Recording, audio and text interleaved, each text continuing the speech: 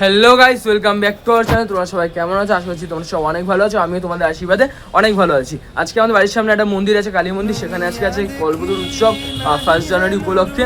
আর সেখানে আজকে আমি যাবো, গিয়ে ওখানে খাওয়া দাওয়া করবো, অনেক কিছু দেখবো কীভাবে সাজিয়েছে না সাজিয়েছে সেটা তোমাদের সাথে শেয়ার করার চেষ্টা করবো। আশা করছি তোমরা আমার সাথে পুরো ভিডিওটা দেখবে, আমার সাথে তোমরা থাকবে।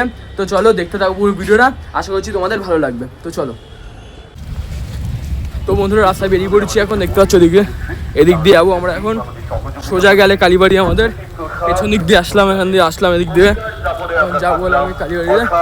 দেন তোমার সাথে দেখাচ্ছি যে কেমন কি সাজিয়েছে না সাজিয়েছে, সবই দেখাবো তোমাদের থেকে। তো থাকবো আমার সাথে, দেখতে পাবো। এখন থেকেই বন্ধুরা গান বাজনা চালু হয়ে গেছে, মাইক দেখতে পাচ্ছ, মাইকে গান মানে অ্যানাউন্সমেন্ট চালু হয়ে গেছে। অ্যানাউন্সমেন্ট হচ্ছে দিক দিয়ে। শোনা যায় নাকি ওখানে মাকে কেউ প্রতিষ্ঠিত প্রথমে করেনি। একদিন দেখা গেছিল মা নিজেই ওখানে এসেছে, তারপরে ছোট করে বেড়ার মন্দির করা হয়। সেখান থেকে আস্তে আস্তে মায়ের আশীর্বাদে সেটাকে বড় একটা মন্দিরে পরিণত করা হয়েছিল এখনো পর্যন্ত। হ্যাঁ, আমাদের কালীবাড়ির মা সত্যি জীবন্ত। যারা এখনো আসেনি একবার এসে দেখতে পারো। মায়ের কাছে একবার মনের ইচ্ছা চাইলে মা কাউকে ফেরায় না। এই মন্দিরটা যখন বেড়াচ্ছিল তখন আমার মা বাবা বিয়ে করে এসেছিল, এবং বিয়ের পরে আমার মা বাবা শোনা যায় সেখানে আশীর্বাদ নিতে গিয়েছিল এই বেড়ার মন্দিরটিতে।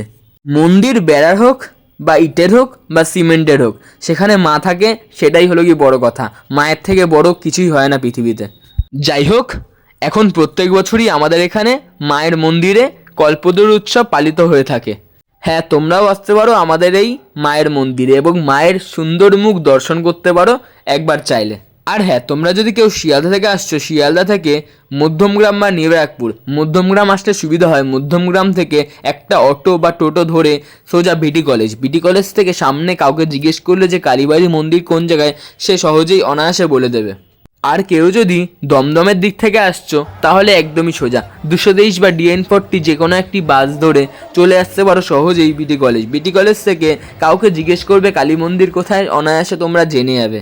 এই মন্দিরটি প্রায় প্রত্যেক দিনই খোলা থাকে এবং বছরে একটি দিন অর্থাৎ 1 জানুয়ারি অর্থাৎ বছরের প্রথম দিন এই মন্দিরটিতে কল্পতরু উৎসব হয়ে থাকে।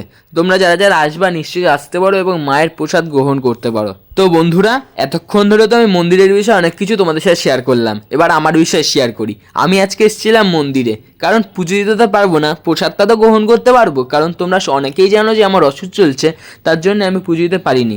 সবশেষে আর কি, প্রসাদটা হাতে করে নিয়ে চলে আসলাম বাড়িতে। তোমরা যা যা পুরো ভিডিও দেখেছো তাদের অনেক ধন্যবাদ, অনেক ভালোবাসা। নতুন বছর তোমাদের অনেক ভালো কাটুক। তো চলো বন্ধুরা, ভালো থেকো, টাটা।